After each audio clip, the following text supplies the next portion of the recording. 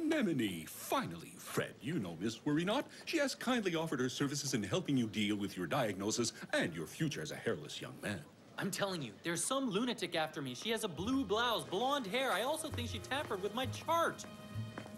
It's you. Why did you do that? Do you want me to stay in the hospital forever? Dr. Hartman, I am not paid to be insulted. Exploited, maybe, but don't push it.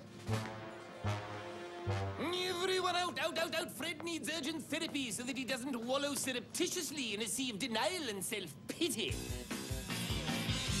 Yeah.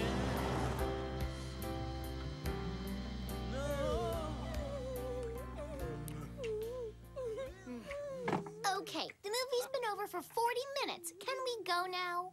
No.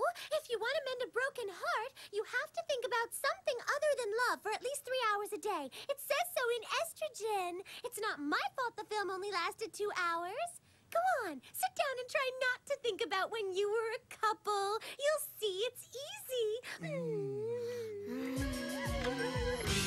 You are accusing a nurse with light, shiny hair of causing your illness? Yes, a blonde nurse? Blonde like your mother was when she gave birth to you? Where did you get that? It's all becoming clear now. Your ego is irate at the thought of losing its masculinity. There it is. What is really at stake here is your mojo. That is my cue to leave. In 10 years, according to this, the trend in male hair removal has been reduced to nothing. The trend will change and the hairless ones will be ostracized. The bald man will be incapable of finding a partner willing to see beneath his hairless pate.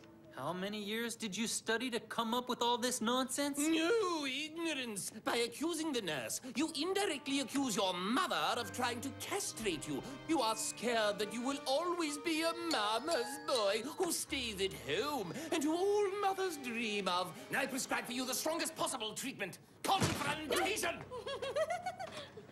Do you really think I'm that bad? Can I really be that overbearing? No, Mom. Anemone's got it all wrong. You're just overbearing enough. I'm gonna tuck you in just like when you were little. Hmm?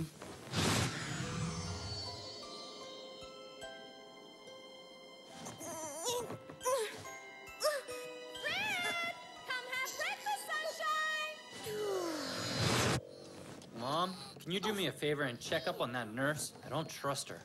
It's all right. You don't need to beat around the bush to tell me. I'll try to give you a little more breathing room. Mom! Mom!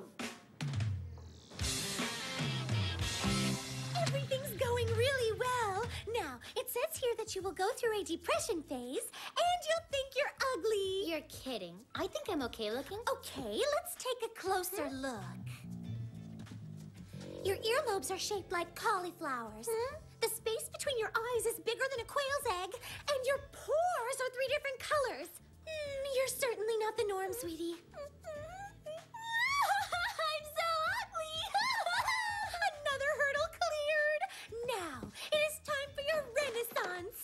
Do you prefer the desert redhead or the aquatic orange tint? At last. Gigi, listen. My nurse is completely insane. She tampered with my chart, and she shaved my arm. What? You're being manipulated by a woman in uniform? What a fantasy. We have to prove that she's the sick one. We have to follow her to see what she's really up to. Right away, buddy. You can count on me and my faith, as blind as a carp in a murky lake. But first, get me out of here! Oh. You're right. This woman is definitely up to no good. Tell me. She's a vile vegan. She doesn't eat any meat or cheese. This woman is a freak of nature. But she is not your man. She wouldn't hurt a fly. She believes in karma. Undo me. My mother's wrapped me up like a mummy. That would be sacrilegious, to destroy the mother's blanket of love over her dear son. But there's something more urgent. You have absolutely got to declare your love for Annette on the double. Yeah, right. I'm a prisoner of my sheets. I'm losing my hair, and I've invented a sadistic nurse. What girl could resist my charms? You don't understand. If you don't tell her right now, it'll be too late.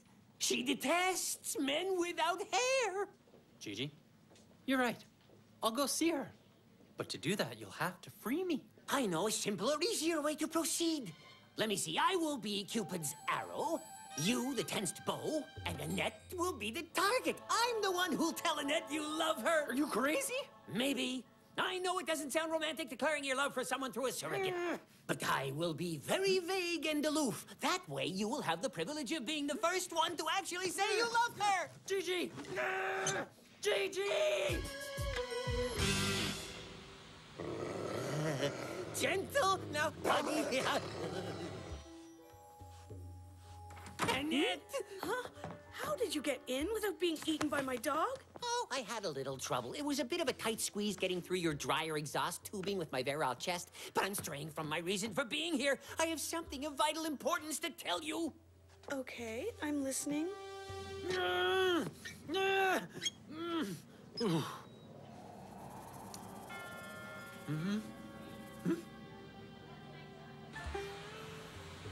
Fred's beating heart thrashes like a spawning salmon, sending blood upstream into the ever-turbulent ventricles of elusive love, where he dreams of finding his soulmate. Was I supposed to have understood anything you just said? I think it's pretty clear. Fred is in love with a spellbinding woman whose uncommon beauty makes his heart sing. And if, wink, wink, by some extreme coincidence I were ever to discuss it with said woman, wink, wink, I would tell her to run to him as fast as her feet could carry her. Fred, my love, I knew you'd come back to me.